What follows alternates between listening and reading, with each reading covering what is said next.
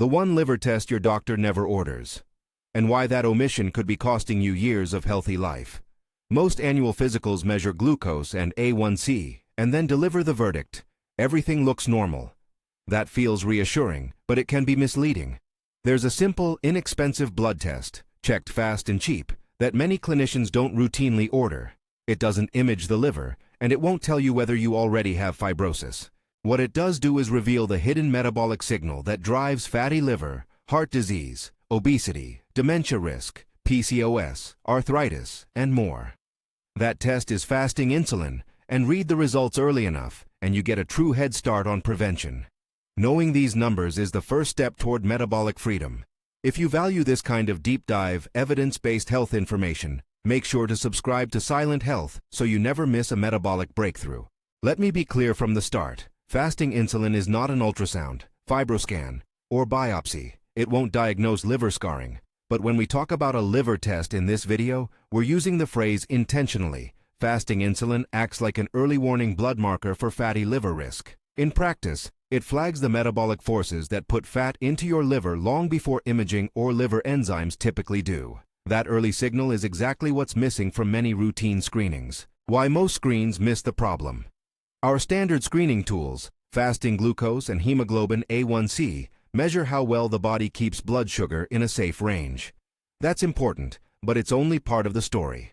The body works hard to maintain stable glucose. It raises insulin to do that. Insulin is the first responder, the traffic cop that controls where energy goes. For years, our glucose numbers can stay normal because insulin increases to compensate. By the time glucose or A1C tips into the abnormal range, the underlying metabolic dysfunction has often been progressing for a decade or more. Think of it this way. If glucose is the speedometer, insulin is the engine revving to keep speed steady. You can have the speedometer reading the correct number while the engine is redlining under the hood.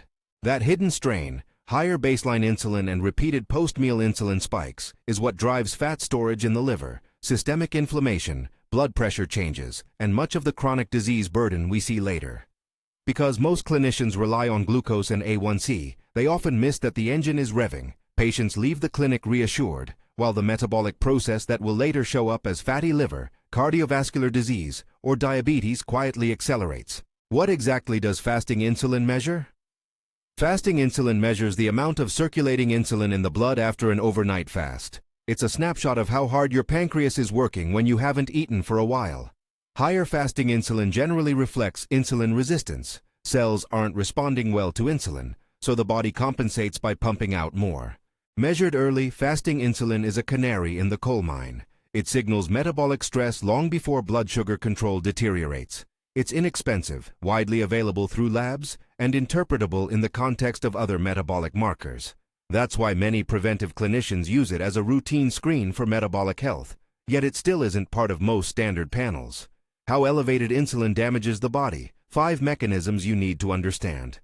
To appreciate why fasting insulin matters for the liver and whole body health, you need to understand what chronically high insulin does. Below are 5 core mechanisms. Each one links insulin to a major disease process. 1. Chronic low-grade inflammation. The car idling all night. When insulin levels are persistently elevated, the body enters a state of low-grade inflammation. Imagine a car idling in the driveway with the engine warm but not going anywhere. Over weeks and months, parts wear down. High insulin encourages immune cells to adopt inflammatory behaviors. Adipose tissue, especially visceral fat, becomes infiltrated by immune cells that release cytokines. Those cytokines keep the inflammatory furnace going, which damages tissues across the body, including the liver. Chronic inflammation is a common thread connecting NAFLD, atherosclerosis, and degenerative diseases. 2.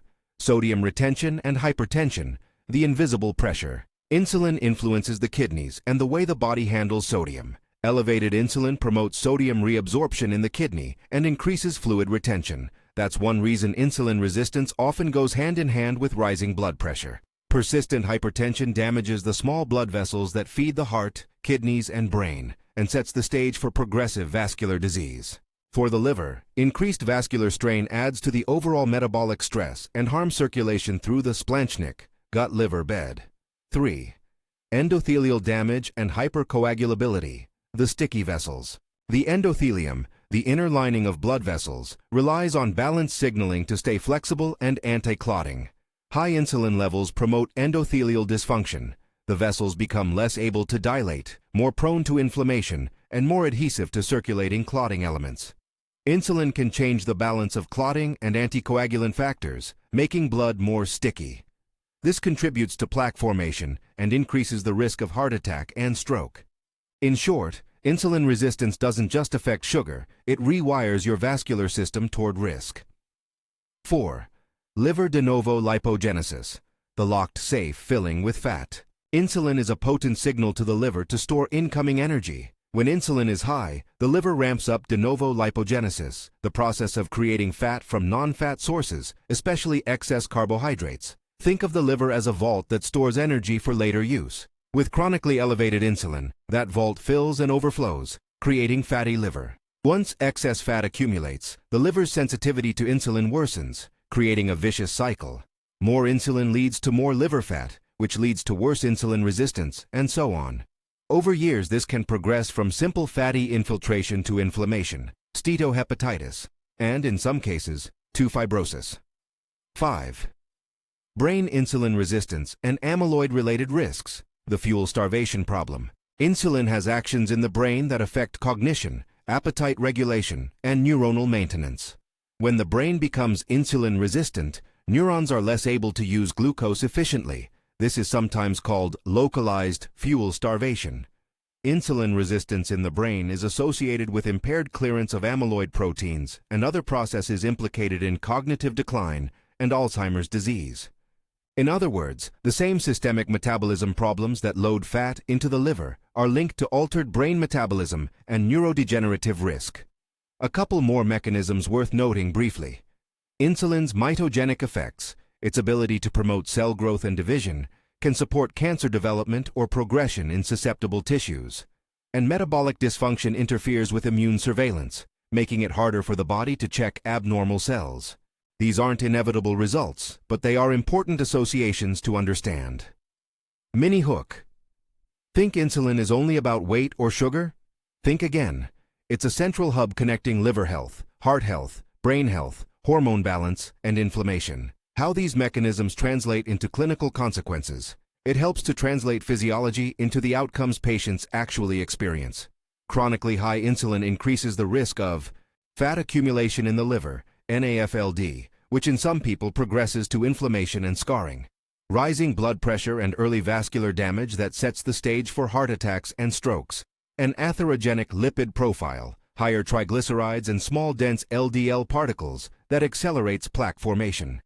Hormonal disruptions in women and men that can manifest as ovulatory dysfunction, irregular periods, and signs of androgen excess in women, PCOS features. Increased joint pain and earlier osteoarthritis progression due to systemic inflammation and changes in cartilage metabolism.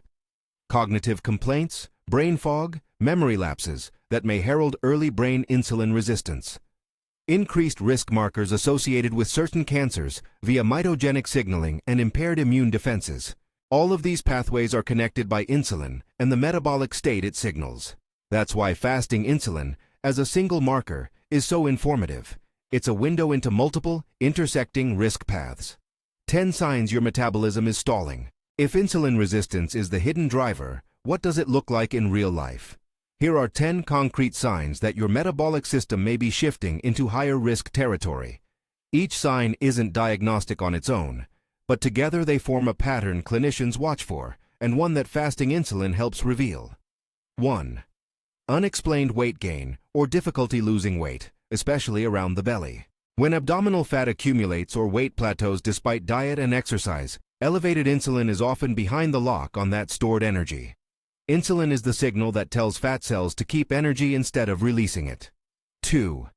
Constant hunger, frequent carb cravings, or a persistent desire to snack. Insulin resistance blunts normal appetite regulation. You may feel hungry soon after eating, or crave carbohydrates even when you've eaten enough calories. Those post-meal insulin surges drive hunger signals back quickly. 3. An off lipid profile, high triglycerides, low HDL, or small dense LDL particles.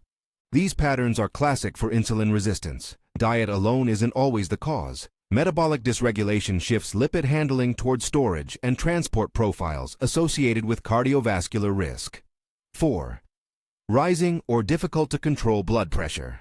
If your blood pressure creeps up despite lifestyle efforts and no clear explanation, insulin-mediated sodium retention and vascular changes are often part of the equation. 5. Fatty liver identified on imaging or persistently elevated liver enzymes, or risk factors for NAFLD. If an ultrasound ever shows fat in the liver, or if ALT, AST are intermittently high, consider insulin resistance a central player. Even before imaging turns positive, high-fasting insulin predicts the trajectory toward NAFLD. 6. In women, irregular periods, acne, hair growth in a male pattern, or difficulty conceiving.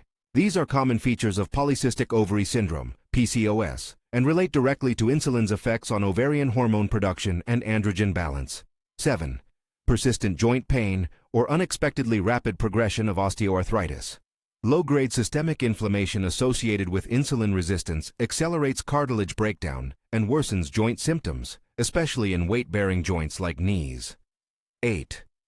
Brain fog, difficulty concentrating, or subtle memory lapses. Early cognitive complaints can correlate with brain insulin resistance. Patients may notice that mental fatigue rises even while traditional labs look normal. 9. A personal or family history of early cardiovascular disease, stroke, or diabetes. Genetics and family history matter. If your relatives had heart attacks or diabetes at a younger age, a rising insulin pattern in you should be taken seriously. 10. Repeated reassurance of normal labs while symptoms persist or gradually worsen. This is an important pattern. When glucose and A1C are normal, but symptoms accumulate, weight, fatigue, joint pain, mood swings, you may be in the silent phase where fasting insulin is the only abnormality tipping you off. A single sign doesn't prove insulin resistance, but when several of these are present, the probability rises that the metabolic system is shifting toward chronic disease and that fasting insulin will be elevated. A hypothetical timeline that shows what we miss.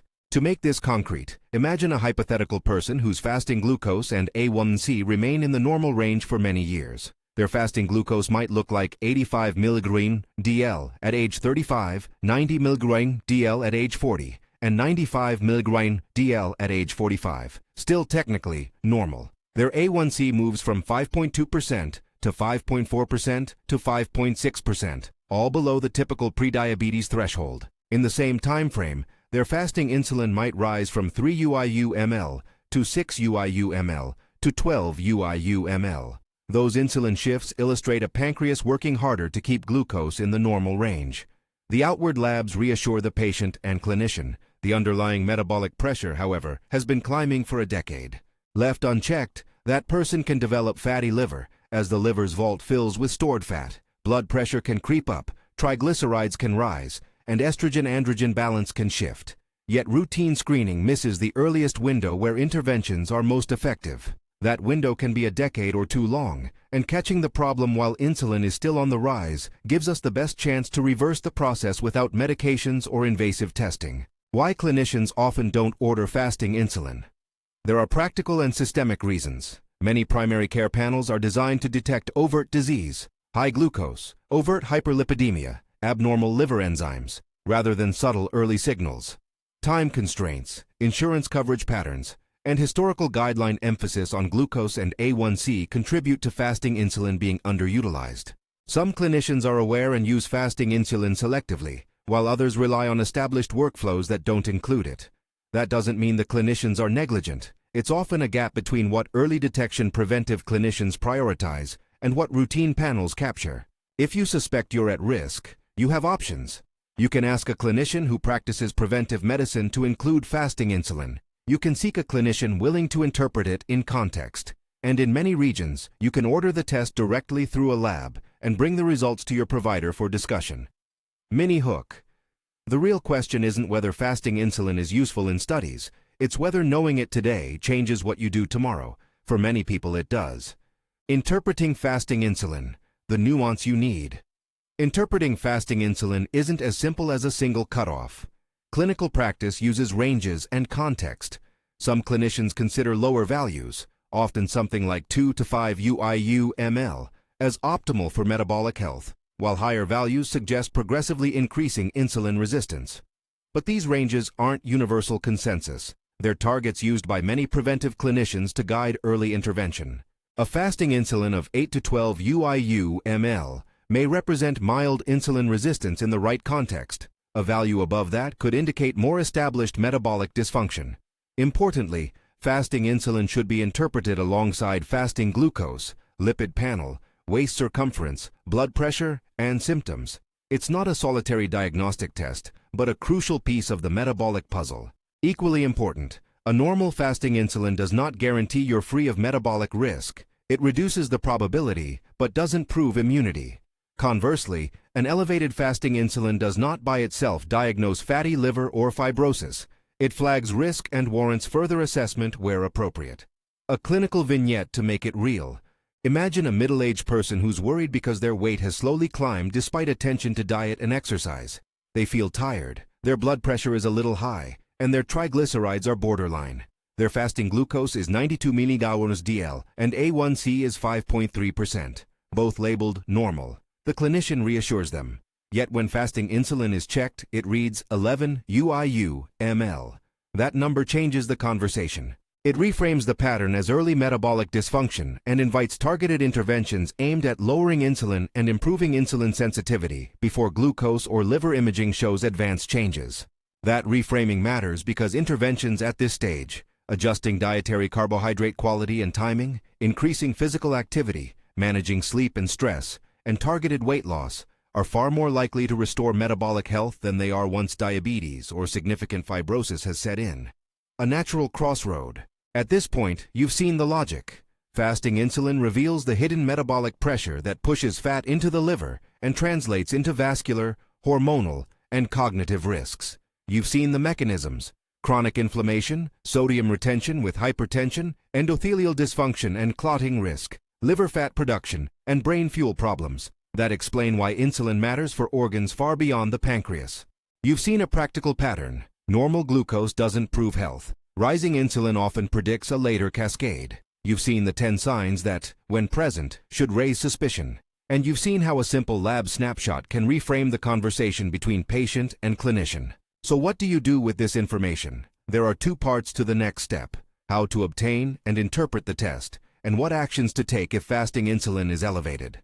Both are practical and actionable, and both deserve careful step-by-step explanation so you can proceed with confidence rather than confusion. Both are practical and actionable, and both deserve careful step-by-step explanation so you can proceed with confidence rather than confusion. First, how to get the test and what to expect. There are 3 realistic paths. Option 1 is to ask a clinician who practices preventive medicine or metabolic health to add fasting insulin to your next blood draw. Frame it as a metabolic screen, not a demand, so the clinician can place the result in context with glucose, lipids, blood pressure, waist measurement, and symptoms. Many clinicians who focus on early prevention already know how to interpret this value and will welcome it. While fasting insulin is a low-cost and simple test, its power lies in how you interpret it alongside your other markers. You don't need a complex medical setup to start. You just need to know which questions to ask. This is about being the CEO of your own health. Next, how clinicians typically interpret the numbers and what optimal means in real-world practice. There is no single international consensus that mandates one definitive cutoff for fasting insulin, so clinical practice relies on ranges and context. Many preventive clinicians use roughly 2 to 5 UIU/ml as an optimal target range. Values in this band are associated with lower metabolic stress in many populations. Values in the mid-single digits up to around 8 to 12 UIU/ml often reflect early or mild compensation. Your pancreas is working harder, but a frank glucose abnormality hasn't yet appeared. Values above that raise concern for more established insulin resistance and warrant a closer look. 2 important caveats. First, these ranges are clinician-used targets, not absolute rules. Labs may report different reference ranges. Second, a lone number is never the full story. A fasting insulin of 10 UIU/ml in someone with normal lipids, normal blood pressure, lean body composition, and no symptoms is different from the same value in someone with belly fat, high triglycerides, and rising blood pressure. Always interpret fasting insulin alongside other markers and clinical context. So what should you do if your fasting insulin comes back elevated? Think in two parallel tracks: immediate follow-up testing and practical interventions to lower insulin. For follow-up testing, start with the basics. Most clinicians will order anyway: fasting glucose and hemoglobin A1C to confirm how blood sugar control is behaving, a full lipid panel to evaluate triglycerides, HDL and LDL patterns, and liver enzymes, ALT and AST, to check for hepatocellular stress. Adding GGT can sometimes help clarify a liver signal if alcohol or cholestatic patterns are a concern. If triglycerides are elevated or liver enzymes are abnormal, or if you have risk factors such as obesity, diabetes in the family, or abnormal metabolic signs, the next step may be liver-specific evaluation, an ultrasound to detect fatty infiltration, and, if the ultrasound or enzymes suggest more than simple steatosis, a fibroscan or other non-invasive fibrosis assessment to estimate scarring risk. There are also validated clinical calculators, FIB-4, NAFLD fibrosis score, that combine age, enzymes, and platelets to estimate fibrosis probability. Clinicians use them as a triage step before specialist referral. Put plainly, fasting insulin flags risk. If it's high, confirm the broader metabolic picture, check liver enzymes and lipids, and consider imaging when indicated. Refer to a hepatologist if imaging or fibrosis scores suggest advanced disease, or if aminotransferases are markedly elevated. Those follow-up steps are how we avoid overreacting to a single number while still acting early enough to change the course of disease. Now the part everyone wants: what actually lowers insulin? The interventions are grounded in physiology. Lower the frequency and magnitude of insulin spikes and improve tissue insulin sensitivity, and you reduce the metabolic pressure that drives liver fat and related diseases. Here are practical strategies that many clinicians recommend, with the emphasis on sustainable changes rather than extremes. Dietary approach. Reduce refined carbohydrates and added sugars. Simple sugars and high glycemic refined carbs produce large post-meal insulin surges. Prioritize whole food carbohydrate sources, vegetables, legumes, whole grains in moderation, and avoid sugar-sweetened beverages and frequent pastries, sweets, or high glycemic snacks. Improve meal composition. Combining protein, fiber, and healthy fats with carbohydrates blunts postprandial insulin peaks. Think of each meal as an opportunity to stabilize blood sugar by balancing macronutrients. Consider time-restricted eating. For many people, compressing the eating window to roughly 8 to 10 hours per day, for example, eating between 10 a.m. and 6 p.m., reduces overall insulin exposure across the day. This isn't a magic bullet, and it's not for everyone, but it's a practical tool that many find sustainable. Focus on whole foods and satiety. Highly processed foods tend to be calorie-dense and insulinogenic. Prioritizing minimally processed foods often both reduces insulin secretion and supports weight loss for those who need it. Weight loss and body composition. Modest weight loss improves insulin sensitivity. Even a 5 to 10% reduction in body weight commonly produces meaningful declines in liver fat and insulin levels. The goal is not perfection. Small, sustained changes often produce the largest long-term benefits. Preserve or build lean muscle. Resistance training raises insulin sensitivity by increasing muscle mass, which is a major site of glucose disposal. Combining aerobic and resistance training delivers additive benefits. Physical activity. Move daily. Regular moderate-intensity movement, walking, cycling, swimming, improves insulin sensitivity independent of weight loss. Aim for a mix of steady aerobic work and strength sessions across the week. Reduce sedentary time. Long periods of sitting blunt insulin-mediated glucose uptake. Breaking up sitting with light movement every 30 to 60 minutes helps. Sleep and stress. Prioritize consistent sleep. Short or disrupted sleep raises insulin resistance and hunger hormones. 8 hours is not always realistic for everyone, but improving sleep quality and consistency matters. Manage chronic stress. Prolonged stress elevates cortisol and promotes a metabolic milieu that favors insulin resistance. Tools like mindfulness, structured downtime, therapy, and simple breathing practices can reduce physiologic stress responses. Alcohol and liver-specific advice. Limit alcohol. Alcohol contributes to liver fat and inflammation and can complicate the picture when combined with metabolic risk.